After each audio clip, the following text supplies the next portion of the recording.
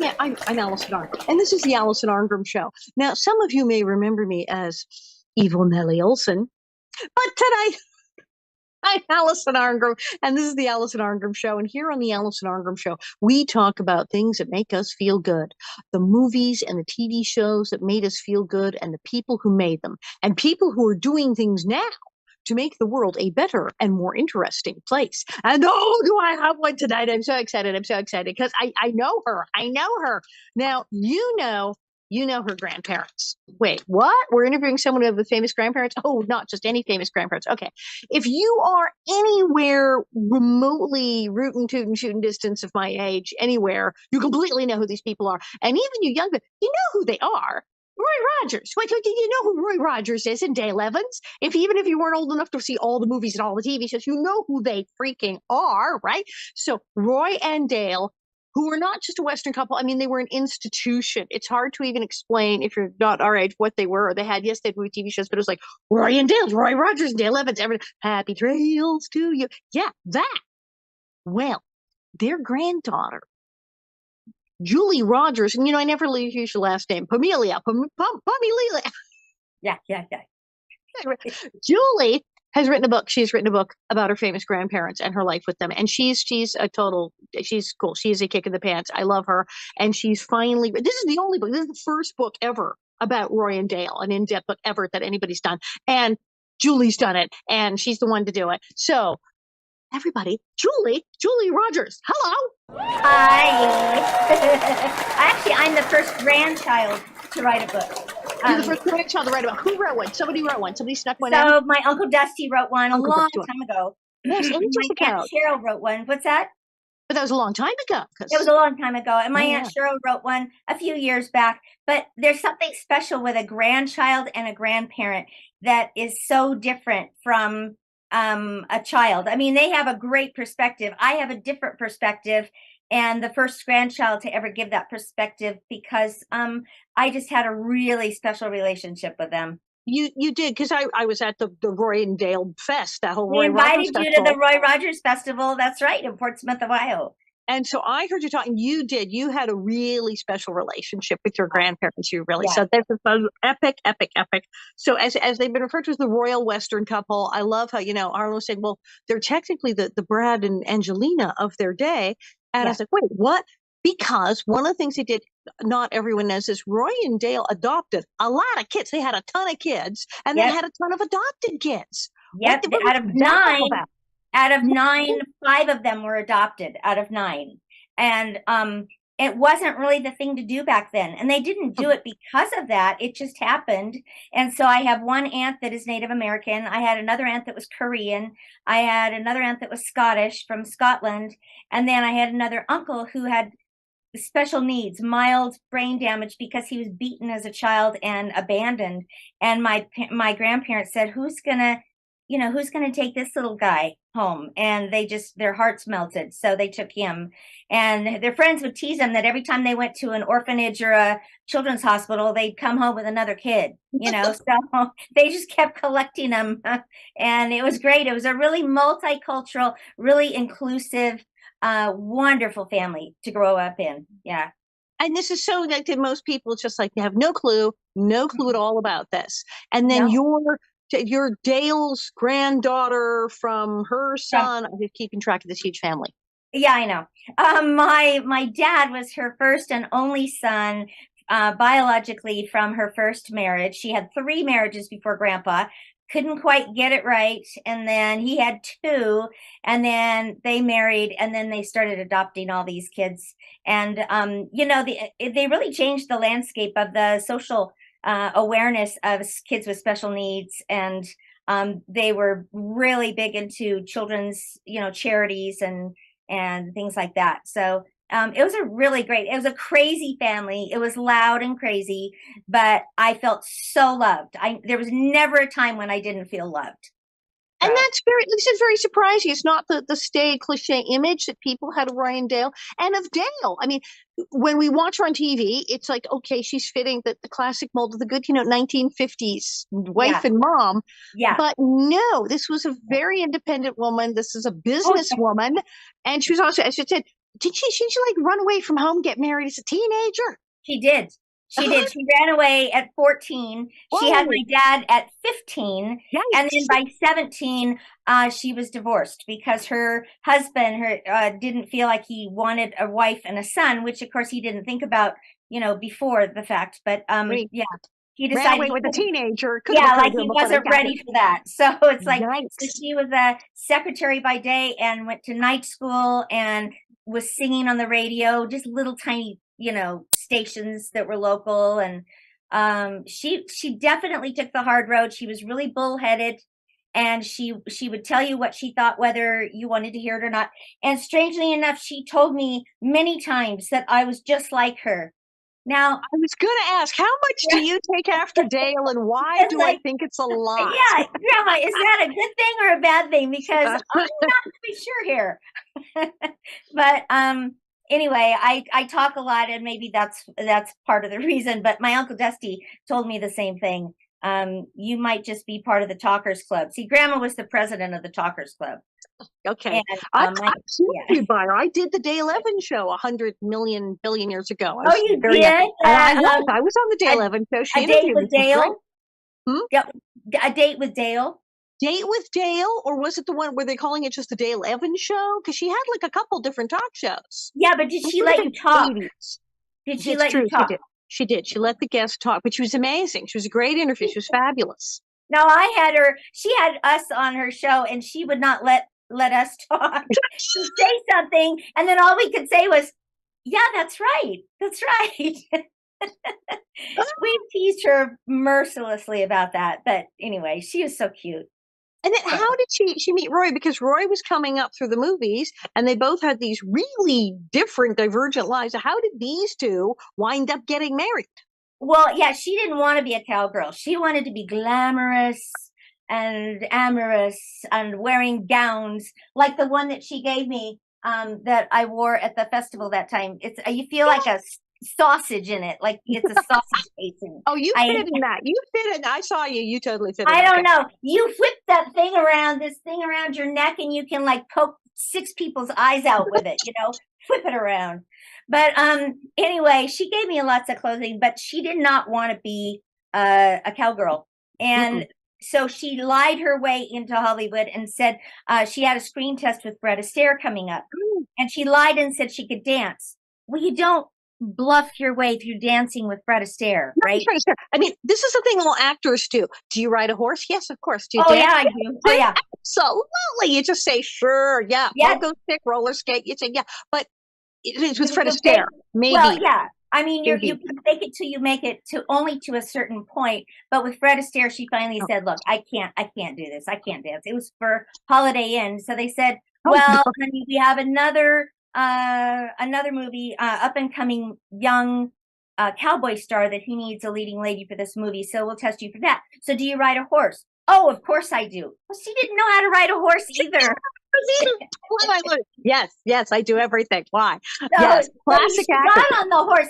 Grandpa said, I mean, he was very gentlemanlike when he first met her, but she didn't even know which side of the horse to get on. She didn't know one end from the other. And he said when she started trotting down the path, he never saw so much daylight between a woman's rear end and a horse in his whole life.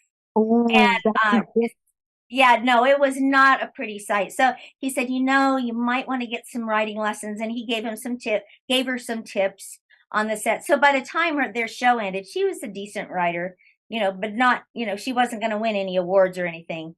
But, it sounds like she rode a horse like me. 7 years on Little House on the Prairie can't ride to save my life. Yeah. So I'm like, I'm with her. I want to be glamorous. And no horses. Me too. And my husband had to teach me how to ride a horse. And he said, because he's a really great horseman and we have horses. We have Palominos, shocker. Oh. But he said, I can't believe that I am teaching Roy Rogers' granddaughter how to ride a horse. I said, we sat on trigger, we rode around the corral, but that's about it, pal. That's all I got. Yeah, I sat on a horse and then we'd say like giddy up and then cut. And then somebody Yes, and like, somebody pulled him. Yeah, that. It was Harlan, actually, Harlan actually taught me to ride a horse in adulthood, said, here, for heaven's sake, let me take you out somewhere. Who taught you? Harlan, like the publicist Harlan Ball. Are you? Yeah, I know he's my publicist, but how did exactly.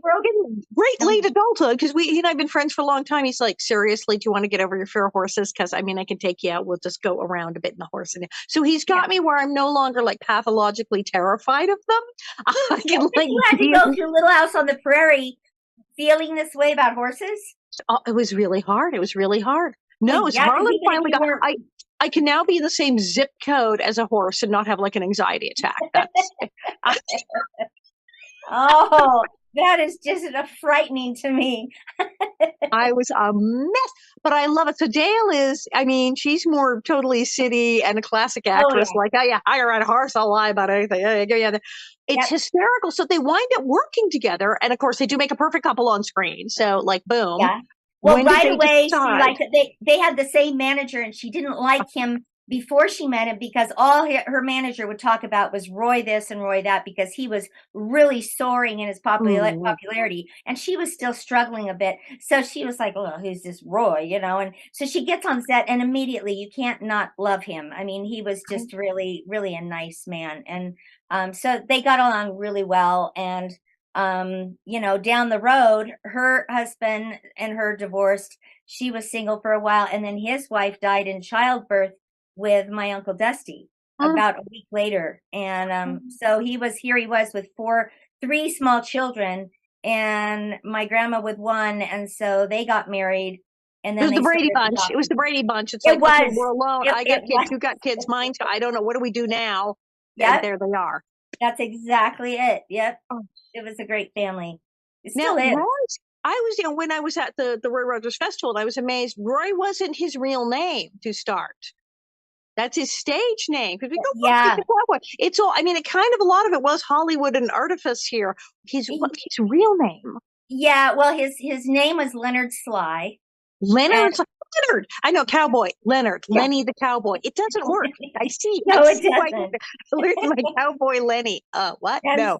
Well, his mom was not having any other name. She said, I named you Leonard, and I'm going to call you Leonard till the day I die. And so she always called him Leonard. She was the only one in the whole world that called him Leonard. But he chose the name Dick Weston by himself because he thought, oh, okay, that sounds like a cool name. Well, Republic, when he got to Republic, they didn't like the name. So they said, no, we're going to change your name.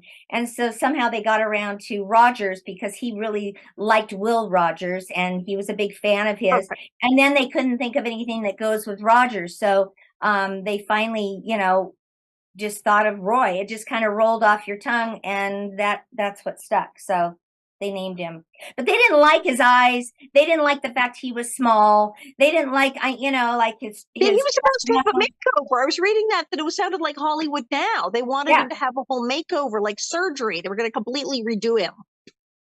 Exactly, and you don't think of that back in the 40s, but they didn't like his squinty eyes, so they got some prescription eye drops for him and made the muscles relax so that his eyes would open up. And all of a sudden, he's getting all these fan letters saying, "What are you doing to Roy's eyes? We like his eyes. What are you doing?"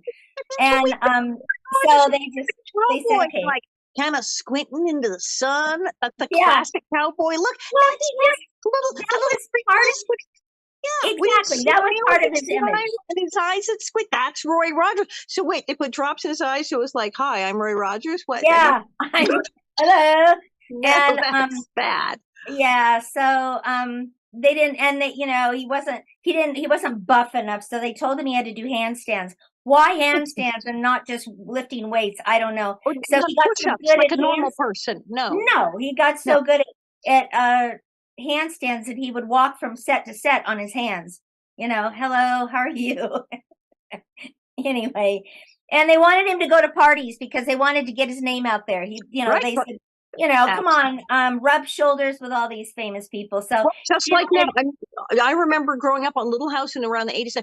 We called them monkey parties because you just kind of got dressed up in your monkey suit, got all dressed up. And the idea was, since you often didn't know people there and it wasn't a real party, it's like, okay, we'll get in, get a drink, get something to eat. Try to find at least one person we actually know who we like and get our picture taken and then leave. And sometimes you could do 4 or 5 a night if you timed it right. And but it was like I got to go to the party shift, and it was I bet you were really good. I bet you were really good at small talk, though, at just kind I of. could do it. I could do it. I thought it was boring as all get out, but I could do it. Well, see, Grandpa couldn't do that. He was so bashful. He would stare at his shoes and not know what to say. So finally he said, well, can I invite a friend? And they said, sure, invite a friend. Go, go. So he invited his hunting buddy, and they sat on the couch all night and talked about coon hunting. And they finally said, okay, you know what? Never mind. Don't He go. didn't bring a buddy to be like a wingman, talk to people. He just brought someone to talk to, so he can really ignore everyone. He was kind of a train wreck when it came to celebrity stuff, you know, because it just wasn't him.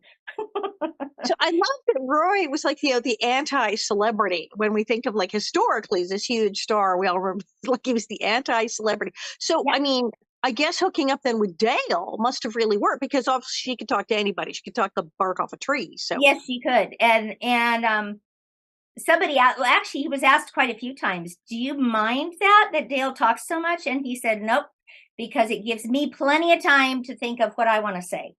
And he, you know, she was the perfect wingman for him. You know, it was like it just worked because he felt confident when she was around, because he was still, even into his 80s, he was still shy. It just wasn't him. Hollywood wasn't him. So but when you got him talking, or you got him out, you know, someplace where he was comfortable, he was a great storyteller and just lovely. I mean, we had such a great relationship, the two of us. So how did they marry? How long were they? I mean, was they married when they realized they were both alone? So how long were they making pictures together before they got married?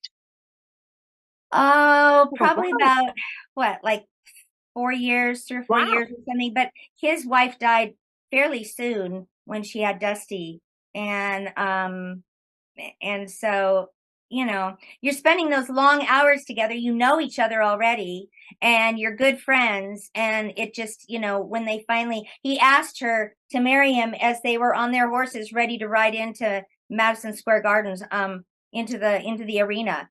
And she didn't even have time to answer him, because the gates opened, the lights came on, and they went out. She was like, what just happened there? So real romantic. Friends, but they were friends and co-workers. So now it makes sense of why this relationship worked so well. Yeah. And they were married 60 years. I mean, they had a long, long life together. You can't really think of Roy without Dale. You know, they just kind of go together. And they did. We had rockin' family times. Well, and that's, I was reading the thing, you know, we always say happy trails to you. We say, but Dale wrote it. Dale wrote Happy Trails. Okay, and do you think anyone told me? Nobody told me that. Nobody told me anything. That's one of my chapters in the book. Nobody in this family tells me anything. I was in college. I'm doing my work at my desk in the dorm, and I hear Dale Evans' name kind of pop out of the radio. And so I turned it up to see what they were talking about. And the guy was saying, yeah, Dale Evans wrote that iconic song, Happy Trails. And I said, what? Nobody told me that. And I went to the phone and I said, Grandma, you wrote that? And she said, whoa, wrote what? I said, Happy Trails. She said, well, yeah. And I said, well, why didn't you ever tell me? She said, well, baby, I just didn't think it was that important. So there. Okay. Great, Grandma. I have to find it out from some stranger on the radio when I'm 20 years old. When were you thinking of telling me? But what was really cute was, for our wedding, they wrote a special verse of Happy Trails. Oh, wow. A personal verse, and they sang it at our reception. And then she wrote me a song about it. It's just called Julie, and she wrote a little song for me, and it was really special. That was she was writing so much, it was just like part of the work. Like, well, we've got the show here, and we're doing this thing, we're making these movies, and you need a song here, let me bang out this song. Yes, she wrote it on the back of an envelope, and she taught it to Grandpa real fast. And they sang it for the first time. She was writing on everything. There were notes and stuff in her purse, napkins, whatever she could find, she wrote on it. So she was a writer. She loved to write. And I know she passed that down to me, because I really love to write. So fantastic. It's just, it is amazing. Now, do you think, like, in today's world, would their a TV show like Roy and Dale's, the kind of stuff they did, their movies, would that work today? I mean, it's interesting because I see, how we've changed so much, but then people like the same things, really. So Well, would you they think it would work do now? if you're over 50 or 60, they do. But if you're under that, I really, I mean, I don't want to say that, but I am going to say that because I'm honest. I don't think that it would go today because it would be corny. First of all, I've watched their show and I just think, wow, that was a different day in TV. And my own sons, who are their great grandchildren, something about this generation, they don't like black and white, It's black and weird for white them. TV. Yeah, and it didn't have any special effects. There was not, all they did was shoot the gun out of the guy's hand. They never, shot anybody and they were laying with blood or anything. So it was just a different day. And I know it's a feel good thing for nostalgia and the older people, but I just don't I don't know, unless we come so far that we are so sick of, what we're seeing and who we are, that we just want to swing the opposite way. I don't see it. And I think, Um, yeah, I mean, if you had a young couple who were the equivalent now and color and jazz it up a little, but I do see, I mean, the number of people I hear from who are very young who have started watching Little House on the Prairie. I mean, it's really weird to go on Facebook and someone's like, don't tell me what happens, like spoiler alert. And it's like, dude, the show's been on for 50 years. It's a real yeah, we've seen spoiler it a alert. It was dozen 50 years. times. And they're like, no, I'm on season 2. I just started. These people But who see, just started but watching Little it. House, yeah, but Little House is different than rewind 20 years or then Even some, before that. even before that, because I think Little House still works. I still watch it. I'm flipping around channels and I go, oh, I love this. I love this show. And you are hilarious, by the way, because you're Thank you. nothing like that person, and so you probably are the best actor on that entire show. Really, Thank you. really. I mean, not that they're bad actors. I'm just saying that you are so different, that you really are acting. And I just think it's funny that you and Melissa are such good friends, and like you hated each other.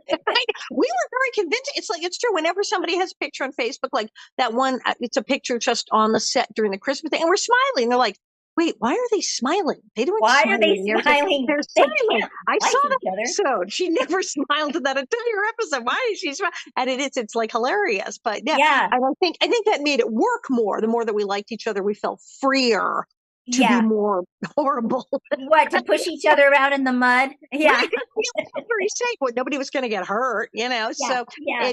it worked. But yeah, it's what I meet very, very, very young people who are like, oh yeah, no, I'm totally into Little House on the Prairie. So I think there is a push. I mean, I like having a multitude of different shows. I like to sometimes watch shows that are scary or gory or weird Uh-huh. and then sometimes I'm like, are there any cartoons on? And I Mhm. want something safe and I comforting know. and simple. I do too. I run the whole gamut. But I just love Little House, and I think so many people out there do too. So it's a different day. And that's why my book is a little odd, just because it's really a throwback.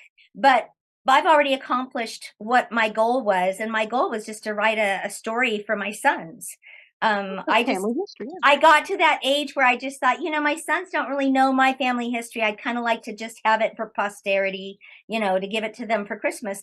And then along the way, people kept saying, oh, you have so many good stories, you ought to write a book. And I said, well, I am, for my sons. And then every time I'd say that, they say, no, you need to publish it. We'd buy it. We'd want to read all those stories. And so I just sort of got talked into, going through a different forest, and I ended up with a book. And so, and I'm happy. I'm really happy because I think they're really good stories. They're really sweet, and it's a feel good kind of book. And the chapters are so short. You don't have to read it from cover to cover. You can just open up and read one story. Oh, But nice. That's fun. it's my take on my relationship with them, even though it has a lot of their biographical stuff in. It's not a biography. But I think because it's you and you were so close to them, that some of the stories you'll have will be things that people didn't know, that people Yeah, didn't know about them at all.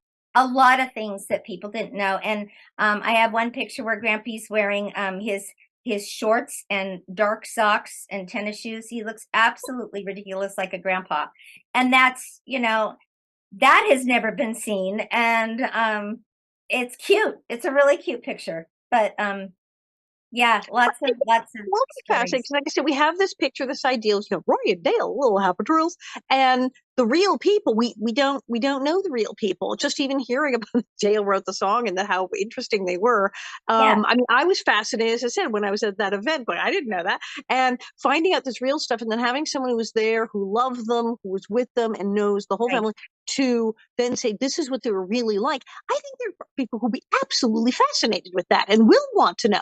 Well, and I think what I hope so, and I think what will make them also feel good is that who you saw on the screen was bottom line who they were inside. So they weren't like, oh, they acted like these wonderful people and they were horrible off screen.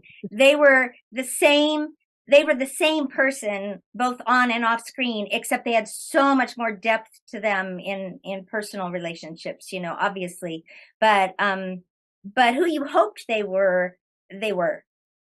Well, So you see their relationship. I remember in seeing clips of them on the show. It's, ha ha ha, kind of I Love Lucy-ish, played for laughs, that mhm. she is very talkative and he is the quieter one. And although it's, the 40s, the 50s, he's the man of the family, she's like, okay, here's what we're doing.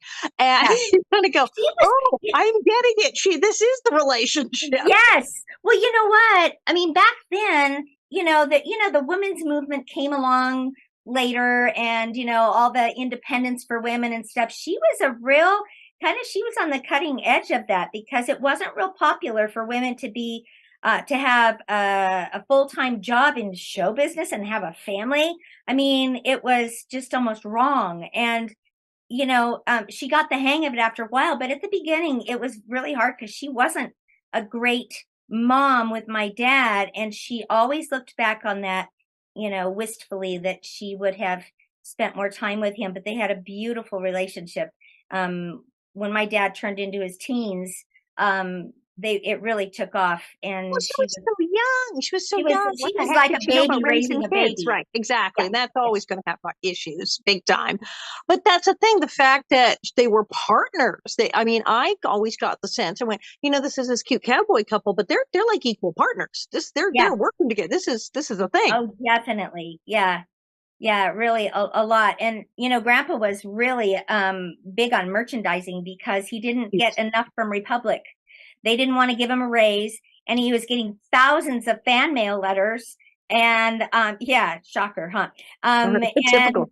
um, he couldn't even pay for the stamps to return, responses to the fan letters. And so he finally rented a dump truck and brought all his letters and dumped them on the CEO Republic's lawn, and he just about had a fit. And so he started marketing, doing merchandising to try to make more money. And eventually he made more money off of that, obviously, than he did on his films. And the NFL was under his umbrella at the very beginning, because yeah, he had the idea for NFL merchandising with his merchandising man. They talked about it and they thought, hey, it's working so well for me. I think the NFL would benefit. But what happened was that his manager scooted off to the NFL and kind of left, yeah, and took the idea, More money there. and then he was out. But I thought that was interesting, and I had to read that in a Time magazine at the And, dentist and office. nobody tells you And anything. You have to nobody read it tells in a me mag. anything. I had to call my Uncle Dusty and say, "Is this true?" And he said, "Well, you know what? Unfortunately, Cabbage," he calls me Cabbage. He said, "Unfortunately, Cabbage, it is true. It's not a great story, with Dad. It's kind of a sore subject, but yeah, it was true." But So that's so showbiz again. So yeah, showbiz. So yeah, typical. But I mean, I'm seeing that they were second really to like Walt Disney in the yeah. amount of merchandise. They were that huge Right. with the merchandising. There's all this Roy Disney Rogers was stuff. the only one that had more merchandise out than Grandpa. And that's pretty big because Walt Disney had a ton of merchandise. Like, So hello, there was still the king. Yeah. yeah, so But he yeah, may really making I more. I can mean, imagine. that's makes I read about like a lot of rock stars now, rock and pop stars, because everything's changed so much with how records are sold. They're not records; it's all online. You make so little. How Yeah. much do you make from concerts? There are people who make more from their merchandise, Oh from yeah. their band T-shirts and books and stuff they're doing, than they do Yep. from any records, and sometimes even more from the tour.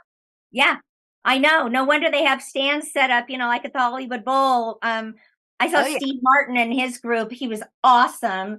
He's such a great banjo player and musician, but he was funny. So it was like, it was like you got two shows. But merchandise, there was They make like a money. line around the corner for his merchandise.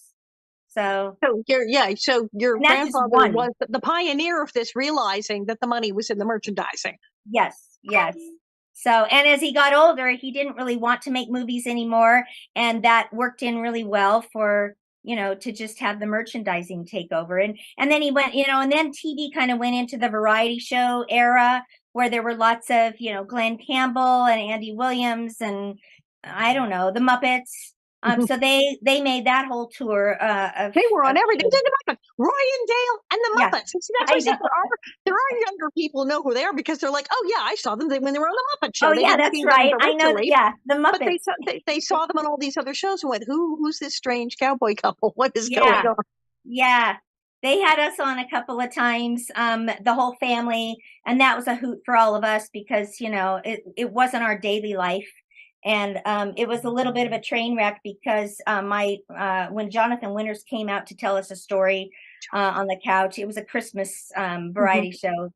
It aired in December. My cousin, who was only about 4 at the time, decided he didn't want to come over and listen. He picked up a rubber ball and just tossed it at Jonathan Winters, and it knocked his Viking hat off. And he started ad-libbing, and he was funnier in the ad-lib than he was, with the cue card. So they just put him down, and the cameramen were laughing so hard that tears were rolling down their cheeks. And we were all mad at him because we were going to get to do 2 shows. Well, because the producer liked that one so much, he said, "No, you guys can go home." It's like, we don't want to go home. Thanks a lot, Robbie. Winters was so bananas. That was his whole thing, improv. So I know. really, I mean, I suppose your cousin whacking him with the ball was It was genius. hilarious. But you know what? He was, I think, seriously a little miffed at my cousin Robbie because years later, and I'm not talking just a year later, like maybe 10 or 15 years later, he ran into my grandma at some event and he'd go, "So, hey Dale, how's that blankety blank grandson of yours?" And I mean, we have never let Rob off the hook for that one. And apparently Jonathan Winters didn't either. What is it they say? Never work with animals or children. So or children. And yes, yeah, because you never know. My poor aunt was trying to grab him on the stage. It was this is hysterical. Like, I want to see this clip. Somebody has to pull this footage. I know. Right? I know. It was funny. Now, you've talked about that for you. I mean, you almost didn't know they were famous when you were very young. You didn't even really grasp certainly how famous they were. No, and that it was sort of normal. Like everybody's on TV. Everybody knows people. Yeah. Well, because normal is whatever you grow up with. And so if that's my normal, I just figure, well, everybody's grandfather has a TV show and, everybody's grandparents get dressed up and go on stage and do this or do that. So it was very, I don't want to go so far to say it was like, oh, ho hum, it didn't matter to me because I thought it was wonderful. It was fun, but I wasn't impressed by it. And so my second grade teacher brought me up to the classroom to her desk one day and said, "Do you know who this is?" And there was a stack of weekly readers on her desk, those things that they used to pass out. I love the weekly reader so much when I was a kid. Yeah, we still have those. I teach third grade. We still have like thank heavens, because the weekly reader rules. But anyway, I said, "Well, yeah, that's my grandfather." And she made such a big deal about it that I went home that day and I said to my parents, "What is going on? Why did she make such a big deal? How does she even know him? What, and that was kind of the beginning, the bare beginning of me starting to realize the effect that they had on people outside the family and that they were known. And but I didn't know that until second grade. So, we got used to being stared at and whispered and, pointing and stuff like that when we were out with them. But I never confused the fact that they weren't pointing at me. They were pointing at the fact that we were with them. And it was them. It was, their spotlight that they would pull us into sometimes. And we would have these little glimpses of what they experienced every day when they went out. And I get that because when I was a kid, my family, I kind of thought everybody worked in Yeah. television, that everybody was on Yeah. TV. I thought people took turns because people would come to our house and did dinner Yeah. and everybody was on TV. Like, well, isn't Yeah. it? I was probably about 6 or 7 before I realized every single human was not on television, at least at Yeah. And did you get, I'm sure you got noticed all over the place when you went out, in public places. Oh And yeah, and then I they became probably called like you Nellie.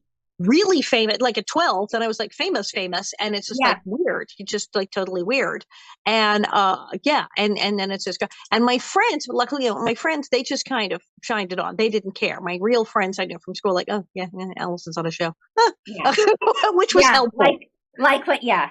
And it's just normal. Although sometimes I got shunned from, like, if I was the new girl, they would look at me and go, "Oh, you think you're just so great, don't you?" They would treat me like I don't know, like they thought they had these misconceptions that they You thought haven't said a thing. You haven't done anything, and they've right. decided that you're a snob. They're going to reject you before you reject them, in case you're too famous to be around them.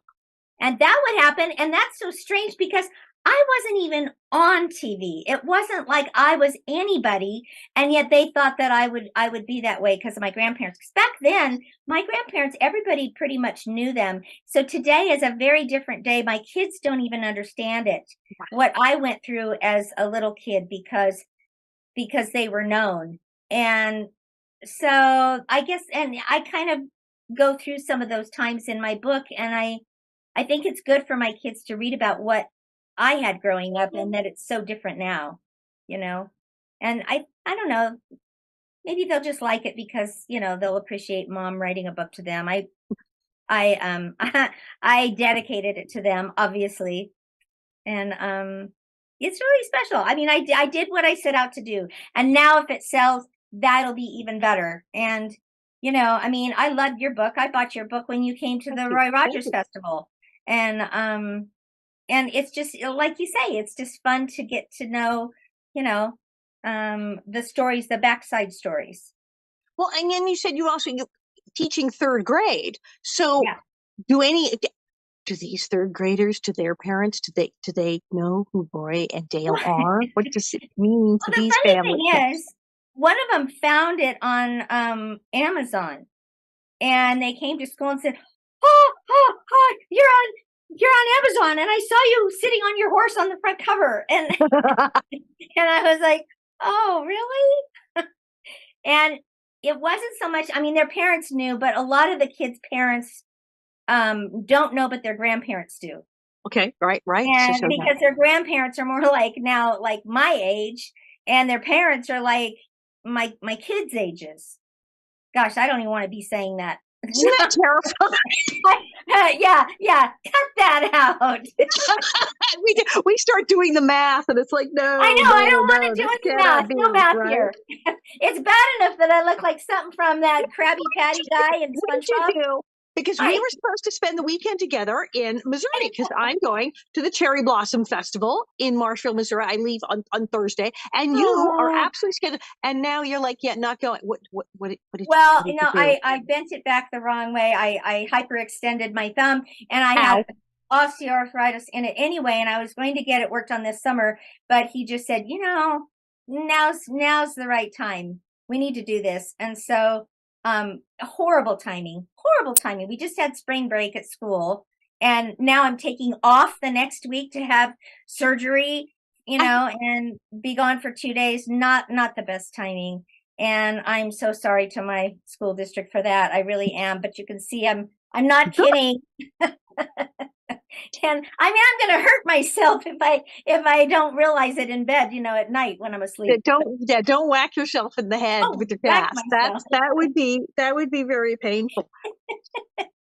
Yeah, it's life just kind of goes. It's like you getting sick, and in another country, you just don't expect things, and things happen. Yep, germs. Like, yeah, right. I was, there I was in Missouri, and like next thing I know, I'm like completely laid out, and dehydrated. Going, wait, what just happened? I was fine 5 minutes ago. What just happened here? And so you just have to roll with it. As long as I have my "Did anybody say Roy Rogers" shirt on, then I'm sure you actually have. Did anybody say? Is that shirt like available? Is that like a shirt? It is. But I don't know why it's available, because I just don't know why. but I found it. So I You thought, found hey, it? this shirt You're is not for selling me. them yourself. You just found it. Oh no, no, they would be good to sell. I kind of like it. It's kind of different, you know? So, but there, you know, there is a musician named Roy Rogers. So Oh, well, we get the fallout, the good fallout from a lot of stuff with him. So it could mean the other Roy Rogers, but hey, in my heart, in my mind, it's there's only Grandpa. one. There is only one. Do you think that this book will have like a, cause a resurgence of interest in people wanting to see the movies and the TV shows of your grandparents? Well, I hope so. I hope so. You know, I hope to get some, you know, the word out kind of thing. And when people buy it, you know, hopefully just by word of mouth. But I realize it's, you know, um, it's an old topic. And so I think my expectations are realistic, but I'm also very realistically positive. Do you know what I'm saying? Right? It's like I feel good. I feel good. I mean, obviously, I have to get a copy right away for my father-in-law, okay, who's turning 101. But yes, he's going, Oh my gosh, where'd you go? Did you push your mute button, Allison? Where'd you go? I can't hear you.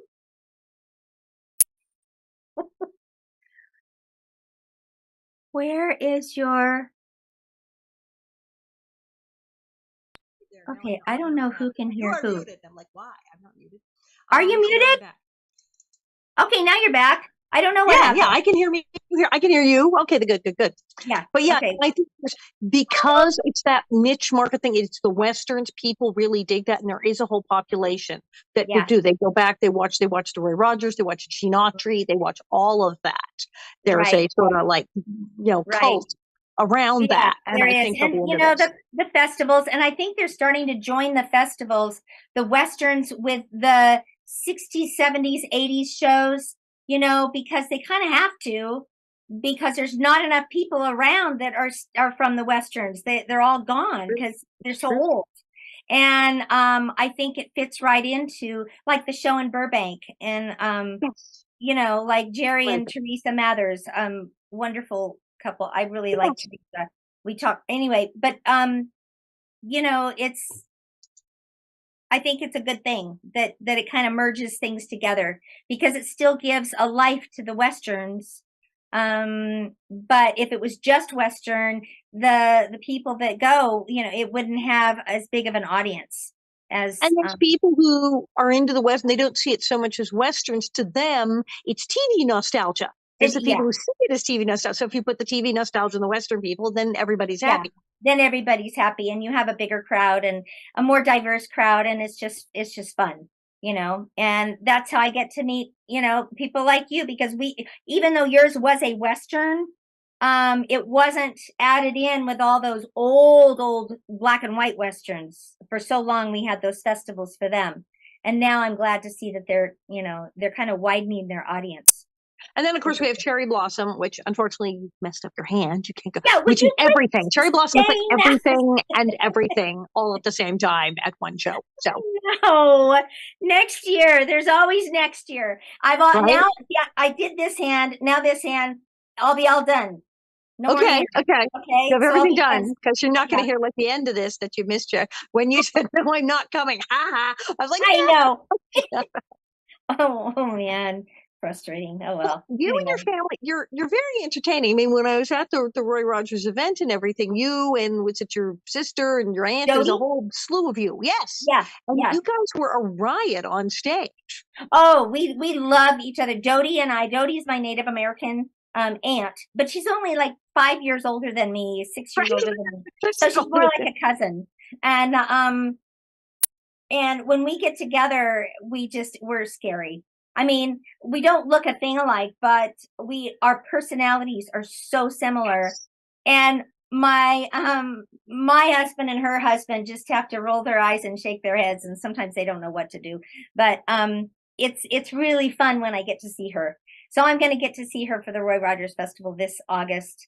Oh, And cool. I'm really excited about that because, you know, they live back in Alabama, and I hardly ever see them. Yeah, we're all over the country now. Because I thought you guys should have your own show. I was like, this is kind of like the Mandrell sisters. There's a thing going on. These two are hysterical. They could completely have their own show. We were on a radio spot, I don't know, back there for the show, you know, to promote the show, and I just said, okay, just don't look at me. Okay, just and she kept, I said, don't look at me. And then we got laughing about like we're 10. You know, it's like we're 10 years old. Don't look at me. No, okay, now I'm laughing, so stop it. And anyway, we just have tons of fun. And she better get on her book because she's writing a book too. So she needs to, Jody, if you're listening, the whole series. You got to get, and she's a daughter, so she's going to have, you know, a whole different take on Grandma and Grandpa. It's Dad and Mom, and they were pretty strict. So they weren't as strict with us. And so you'll get two very different perspectives from me and my aunt. Well, isn't it kind of a law that grandparents have to spoil the grandchildren? Yes. Well, and it's funny because they didn't spoil us with things. They didn't give us, you know, they didn't overdo it with that. But they always were trying to find time to be with us. And I can remember so many birthday parties, recitals, school plays, family outings, all kinds of stuff that they would make the effort to be there. And so there was never a time that I didn't, you know, that I wondered if they loved me or not. I knew it because they were just Grandma and Grandpa, and they wanted to be at something that was important to me. And that was as important as going on the Dean Martin show, you know. And I don't know. I just think that that's, you know, that's something that the kids didn't see as much of because they had to do it. It was their job. It was, you know, day in and day out. It was a grind because they had to get up at 4 a.m, you know, and they worked till after dark. And so it was, in some ways, it was harder for them and easier for us. But we all have different takes on them, but they were just wonderful no matter, you know, what position you were in the family. Oh, this sounds cool. All right. Where do we get the book? Where do we find you online? And where do we get the book? Well, you can go to Amazon. It's on Amazon, and it's called Your Heroes, My Grandparents, A Granddaughter's Love. And you can also get it on the Barnes & Noble website. And then I am trying to get a website up and running because people have asked me, I really want a book, but I want you to sign it. And it's kind of a deal because they have to get it, then send it to me, and I'm always giving them my, you know, personal address out. So one of these days, you know, people are going to show up at my door and we're going to, you know, have a impromptu party. You got to set up a system with another email thing and a little BO box and Yeah. Oh, so yeah, I got the box. I got the website. You got it all. They don't know where I am. It's fabulous. And I sign stacks of stuff. So yeah, you got to get a system. I'll help you. So you have to get a system. I'll get you hooked up with the thing and the box and the thing. Would you give me some tips because I have no clue what I'm doing at all? But you're on Facebook. You're there. I am on Facebook, but then that's even confusing because I use Julie Rogers Pomilia for my book because it's name recognition, obviously. Yes. But on Facebook, I'm Julie Fox Ashley Pomilia. I did notice that, and I was like, that's a lot of names. It's a lot of names. So, you know what? You just, if you have if somebody has a night where they're really bored to tears and they want to go through Facebook and try to find me, I'm sure that they will. But I don't make it very easy. Well, we will talk. I will hook you up with like a fan page on Facebook and a PO box, and we'll get like a show on the road. I really need that. I need more tech. So thank you, Alison. You're wonderful. So much. I am going to miss you at Cherry Blossom. We'll all talk about you while you're not there. I'm sure you will. And Olin's going to be there, by the way. Right. I know he's coming. So we're going to have a blast, and I hope your little gets better and get better. And I can't wait to read your book, and it's going to be fabulous. Thank you so much. Thank you so much, Alison, for having me on the show, and I can't wait to see you guys again.